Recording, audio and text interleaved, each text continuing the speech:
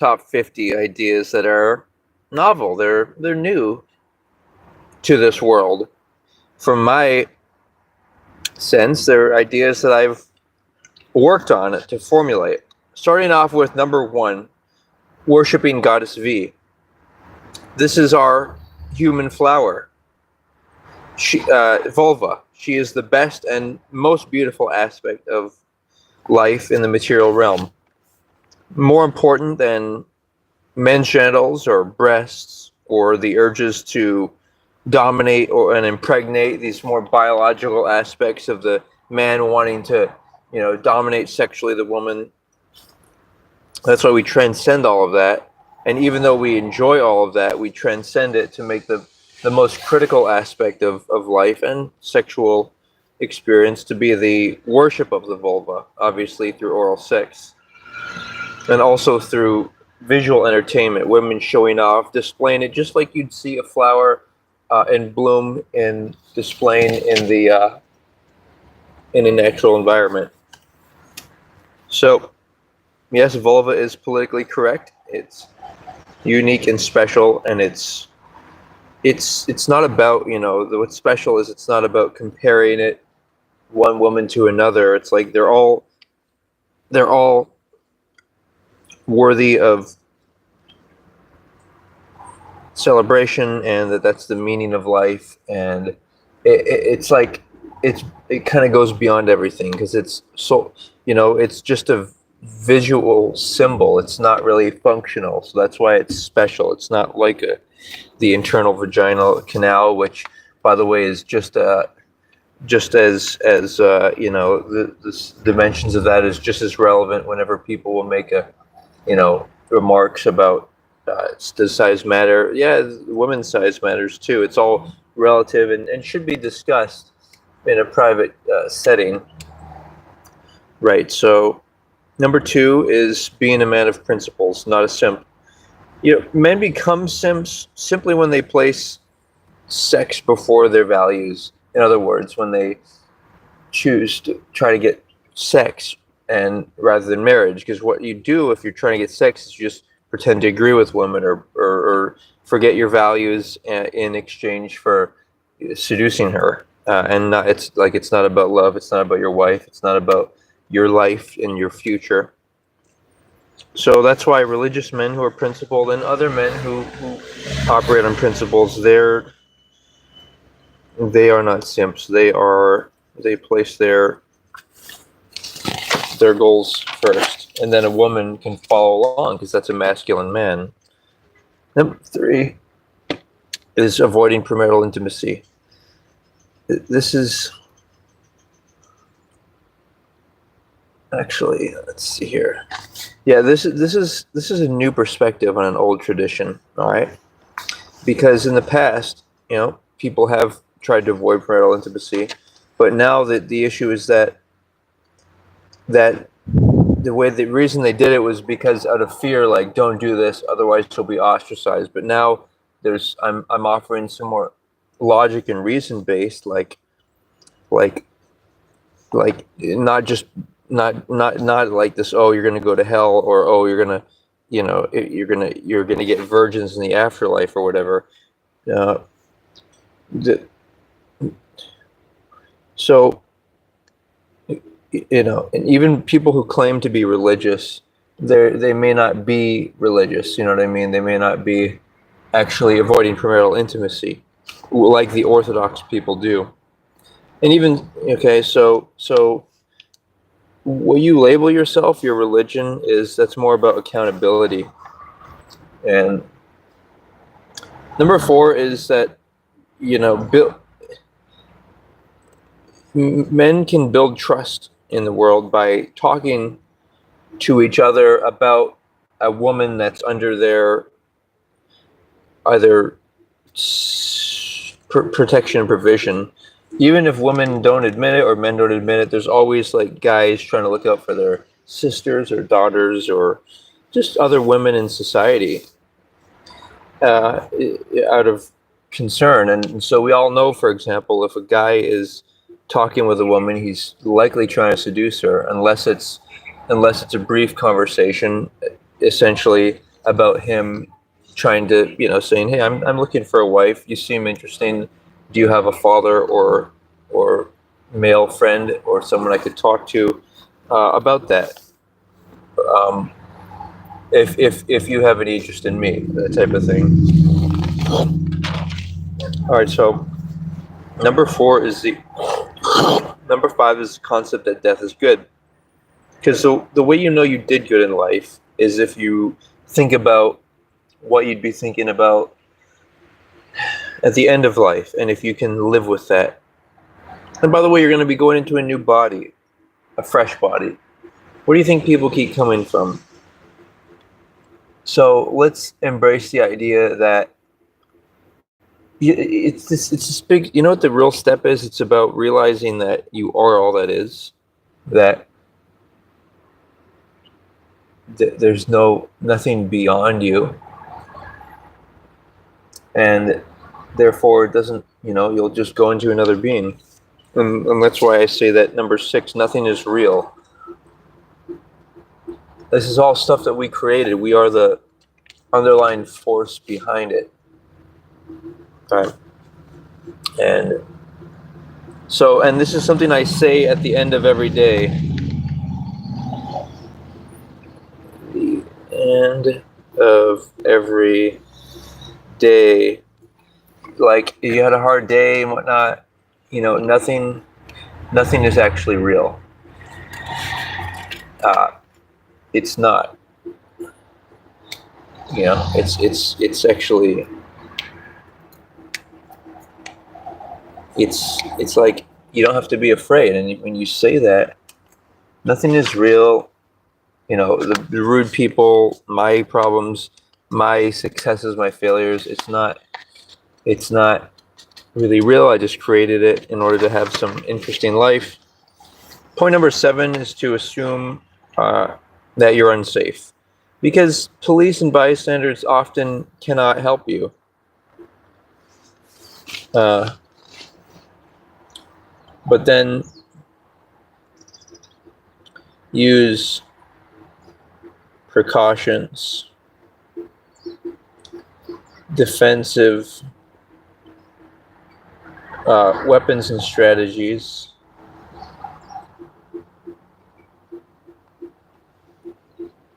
Person, like the meerkats do, a person on guard, observing.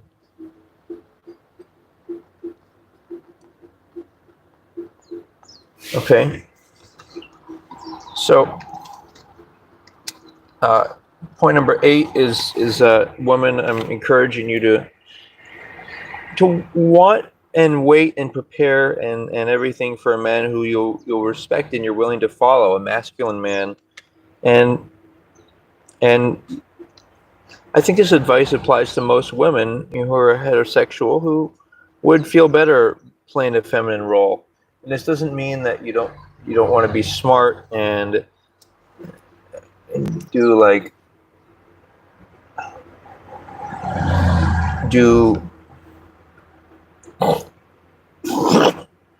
do work to,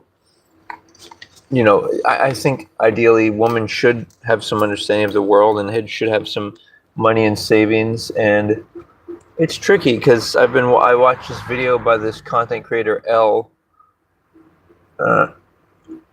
and she talks about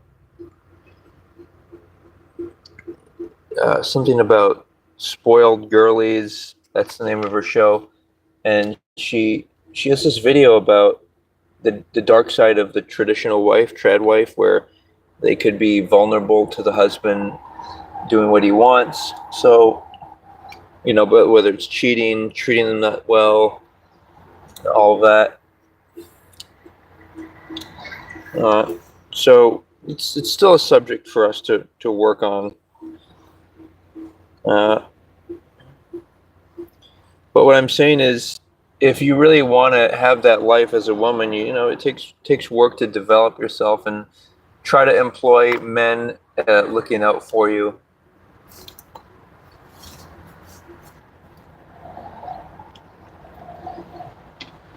Try to employ men looking out for you,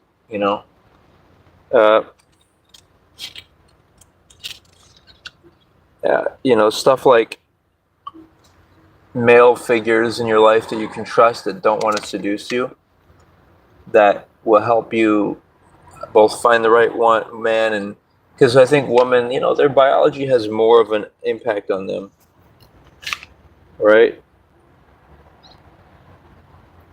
Biology has more an impact on them. Seek trusted men's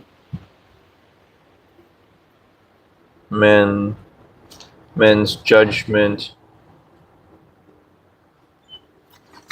Okay. Go to 9. So a woman should not dress beautifully or try to be sexy, I believe, until marriage. I think they should keep their hair short like this. It's also practical and comfortable. If they want to show off their body, yes, people have a right to do what they want, but ideally, I think it should be once they're married and approved, then they can be a stripper or show off on OnlyFans and dress sexy when they're with their husband in public. What else? And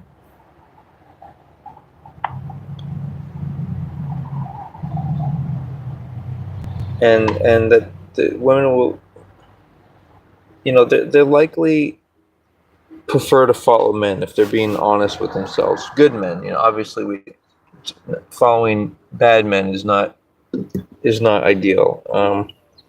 Men, on the other hand, men, I think, should be conscious of their wealth. Women about their beauty and their physical body. Men about their wealth. It can be tempting for men to want to spend on women or want to buy women things or even stuff like dinner dates in exchange for sex. Essentially, it's not. You're wasting your wealth on someone you don't care about.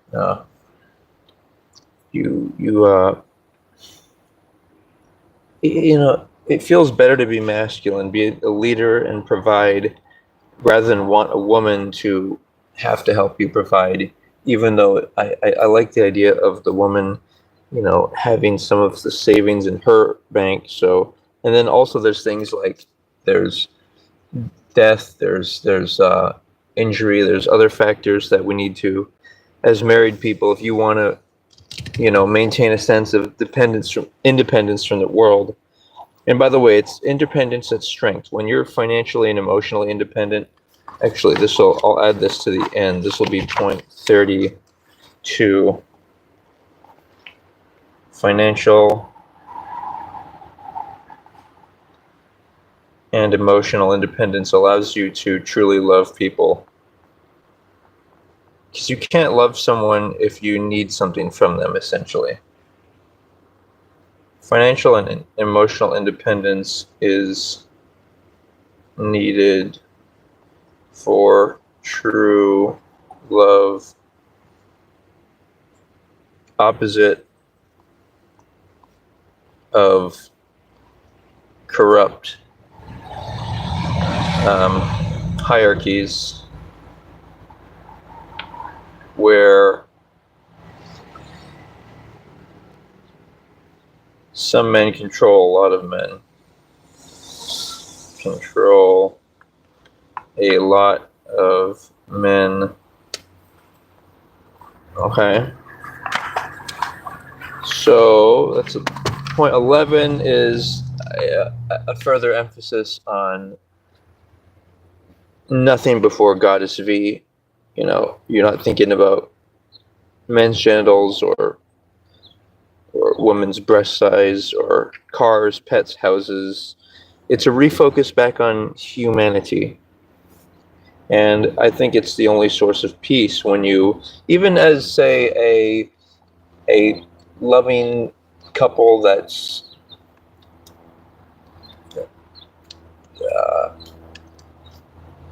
homosexual, they should want to live to help celebrate and support women who are LGBT. or excuse me, women, just women, all women. They should want to support that. So yeah, even okay, and then once you discover her, discover,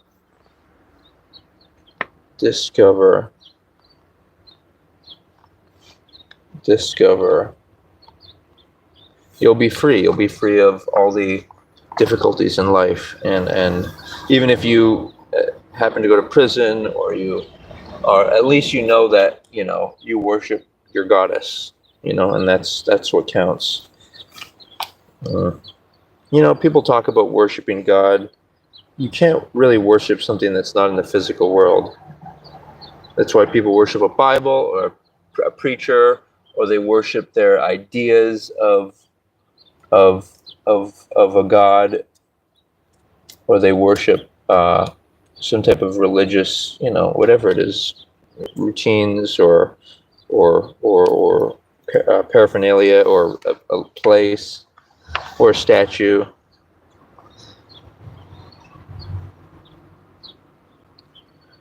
Uh, Something not physical. Number 12. This is controversial.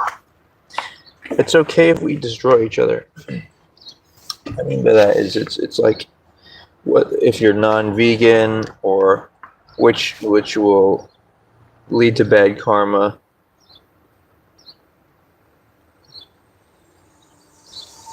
I want to suggest that it's okay if we destroy each other, because we'll just incarnate into another race.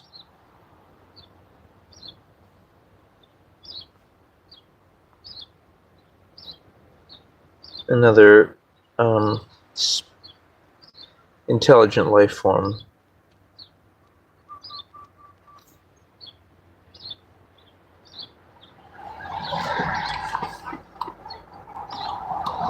Okay. Let's see. Okay, number 13 is one of the number one problems in in modern psychology, in current psychology, is people wanting to play the role of authority as adults. People wanting other people to play their role of authority, like people wanting to parent child. It's not healthy. It's not egalitarian.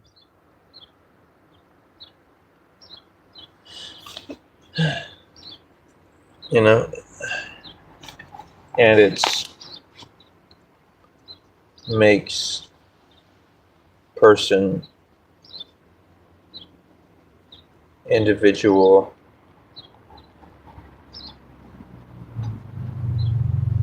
feel they aren't in control of their life.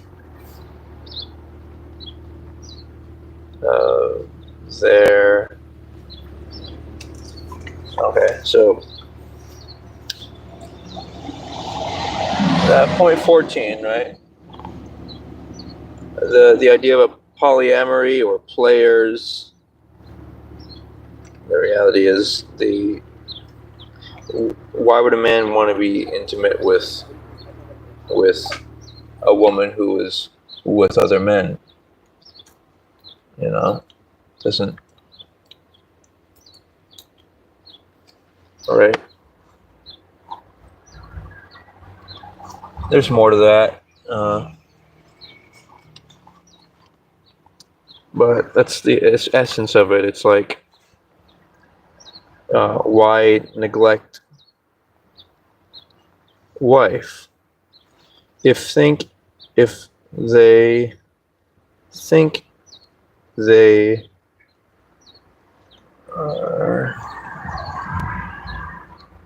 are so capable Why not why not commit to a woman they actually care about?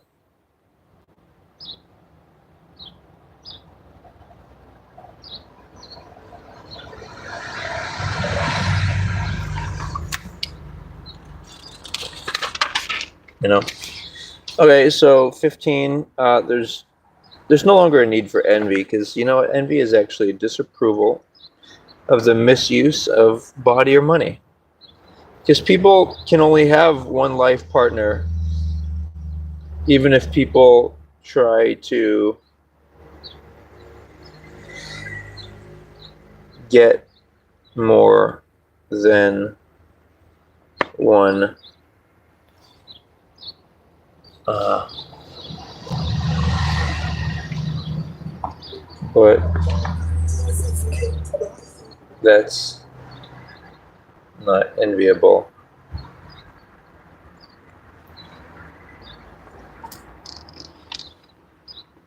Alright, so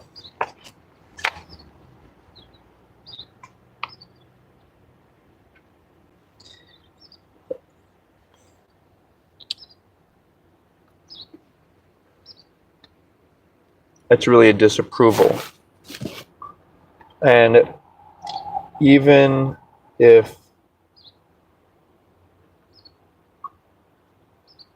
woman prefers certain men's physique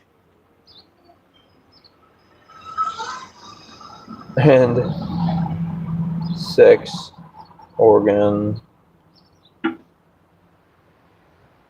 uh,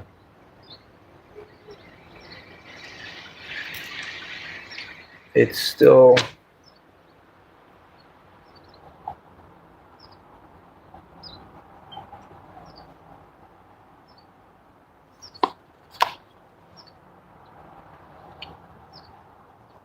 if you worship Goddess V,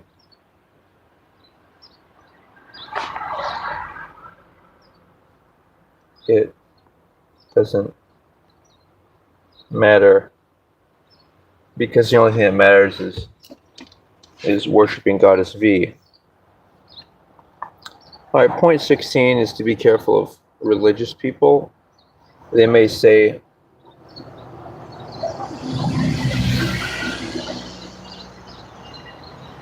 religious, but not. But they are not trustworthy around daughters, sisters.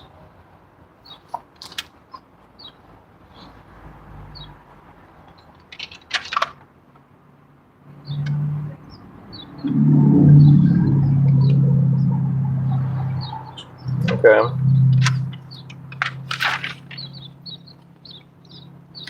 Okay, so moving on.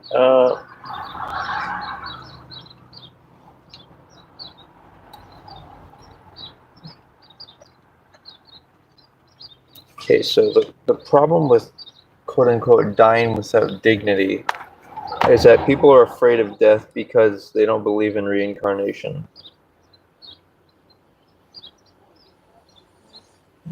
And reincarnation. And so they're not willing, if they did, would be willing to let go.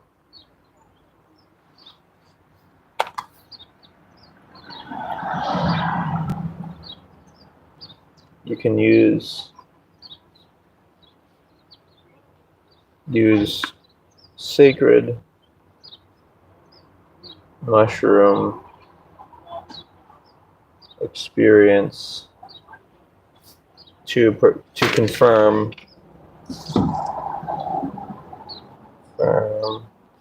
that you are not your body.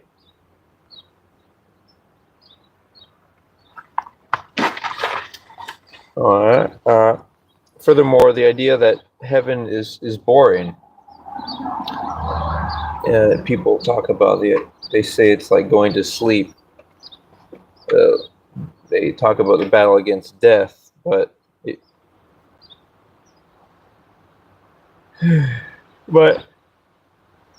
why worry if your name stops existing? Like, you were there before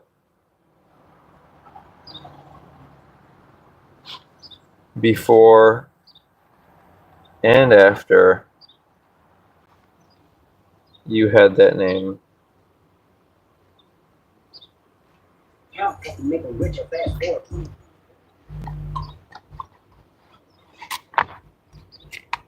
All right. Number 19 is this idea of looking at people. It's I see you.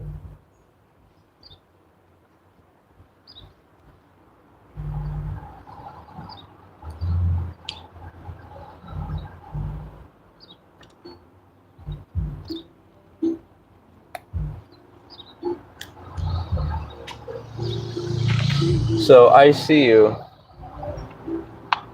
If feeling worried, people are looking at you, look at them. Sunglasses help make it, or costumes help make social interactions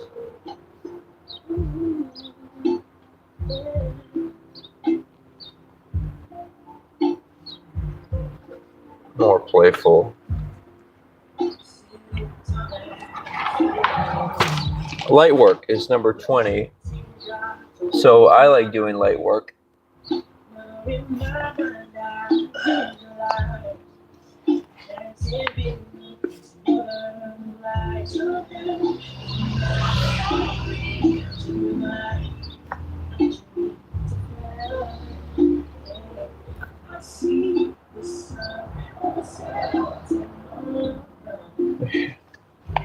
Okay, so light work has to do with imagining people smiling.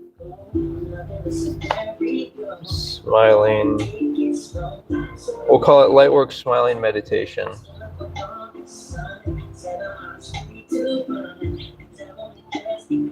Imagining people you are worried about smiling.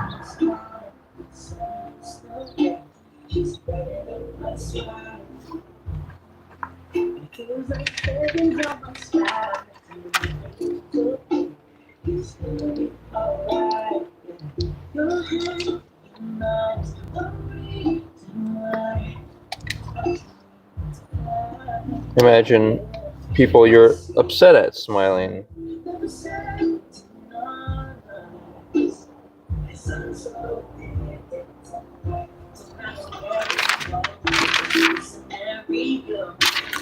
And since you've made it this far, I'm going to take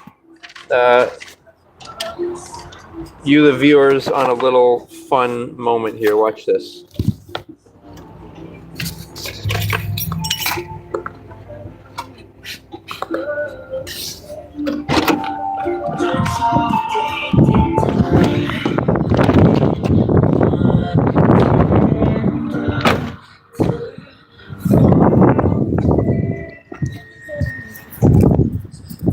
All right, so check out the view here. We're gonna be checking out the world here, and for the last, I've got 10 more points here, 10 more ideas. So check this out.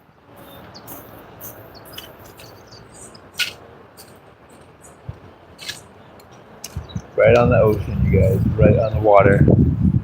So light work, right, is you visualize people getting beat. You can imagine you're like an angel flying down, uh, flying across people, and you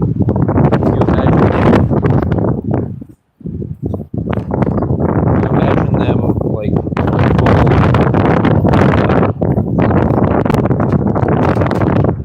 you just imagine people reacting as if the light is shining at them, and I have more videos specific to light work, but okay, so point 21 is about defining love, because I think it means a mutual commitment to commonly held values and goals. So that's how you say if you love someone, it's because you have a similar interests and like a life trajectory as them, like similar values. And so it's important that we define that, because then you can figure out if you even love yourself, if you are making time to figure out who you are, what you are, and subsequently, if you, and that's how you select someone. Like how you select someone, where you select them based off of being like someone that you has the same, and that way you can't really love you can't really love a person. You can only love the same goals that they have. That's my theory. Another point is point 22 is asking why people don't change. And the reality is, some people, it's important to let nature take its course. Like let people die if they have dysfunctions and they're not health conscious, or they're overworking, or they're being lazy and underworking and just becoming disconnected with life. Well, let them die, because they have a right to live their life. If you already tried to give them some positive encouragement, or it's your actions which will really show. Like, for example, veganism. I eat vegan around different people, especially for guys to really want to listen to each other about certain things, and so sometimes your actions show that, hey, you can be healthy and strong as a vegan person. So but it's just realizing that people have familiarity bias, and that if you do want to change someone, you got to find some common ground to do that. All right, let's move to 23. We've got 7 more here. So 23 is this idea of wanting sexual attention. So I think it's feminine to want that. That when men either wear tight clothing, or they want to look like handsome in social media pictures, or all of that. That to me, that's feminine. Like, life should be about the man being masculine and directing his energy and looking at women, and women naturally feminine want to show off. And so that's that point. 24 is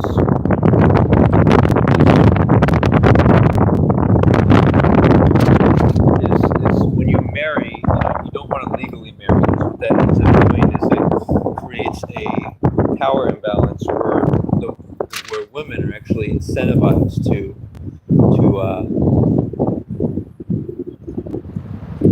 divorce,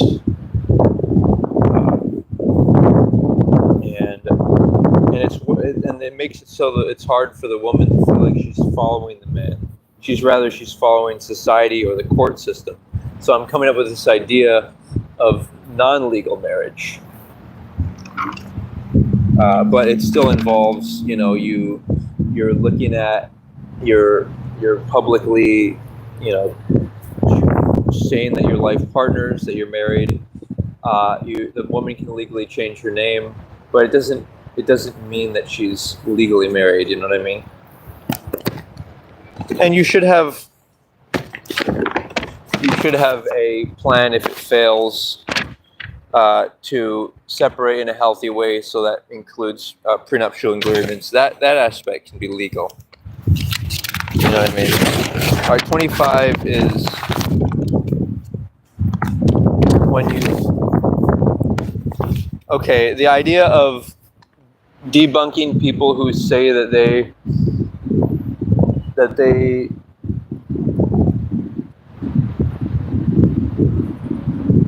you know when people will say stuff like uh, like you're disqualified because you're not an expert on the subject. Well, really, it's if you're talking about something and you may not be an expert, it's about that you're interested in the subject. Like, for example, I'm interested in marriage, and just because I'm not married doesn't mean people can't gain and join the conversation with me. And I've also learned from a lot of people's experiences, so I do consider myself having a greater knowledge and understanding than a lot of people who haven't actually made an effort to study all this and study stuff like parenting before actually getting married or being a parent and so on. Let's see here.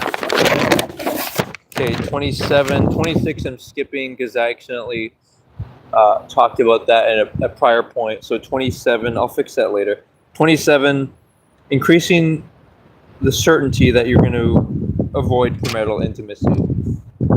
The reason people like Uber compared to taxis is because Uber gives you a timeline, like, oh, it's going to be this soon.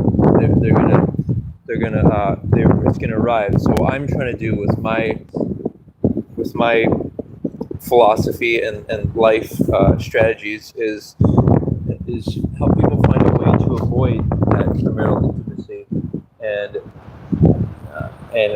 in other words, not put sex as being more important than marriage. And a lot of people can make fun of me for this, but hey, guess what? Who do you want around your daughters who you would trust to not only not seduce them, but also look out for them and care about them having a good life and a husband? Me, Okay, so next, point 28 is the reason why premarital intimacy is wrong, right? I'm going to present some debate talking points. A lot of this is already on Shieldheart, but I'm trying to make like an official 50 point and kind of edited 50 point ideas.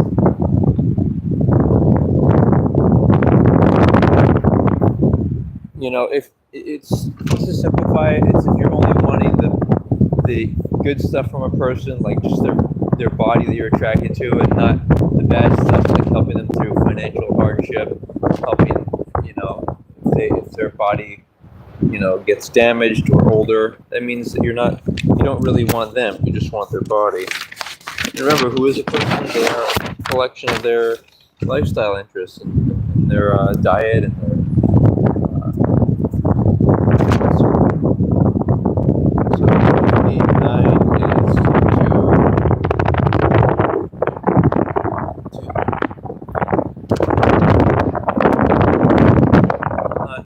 you want to do things that you can do for yourself. Well, even if you don't, simple stuff like self-dentistry,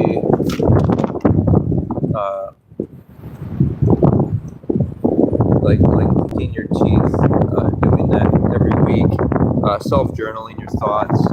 Because if you don't capture and control your thoughts, you're going to feel like you need somebody else to help you figure it out, such as a psychologist. And that can also be good for working through life challenges and helping figure out your brain. But once you do, you should be able to do some self-care, self-management.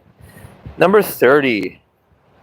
We want to watch out for hive influence. What this means is like when you're around a lot of people, or it's the full moon, or you're always listening to the news or watching social media and everything, it just ends up making you not fully think clearly about who you are and what you want. So be careful of that. Okay, number 31. Almost there, gents and ladies. I'm here to suggest, okay, life is a joke that we created, and it seems real, but it's not. And we are unity consciousness. That's what's real. Now, 32 is the idea of financial and emotional independence. That's what's needed for true love. That's kind of adding on to the point earlier.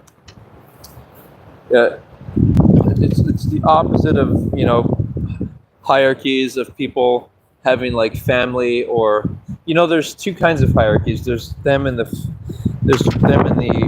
professional realm, but there's them the hierarchies in your personal realm, and you should be your own authority in your personal life. You shouldn't label people your authority, like your parents or older brother or whatever it may be. So that's all the points I have for now. That's about 30. This is somewhat repetitive from what's on my website, but it's been good checking in, guys, and remember that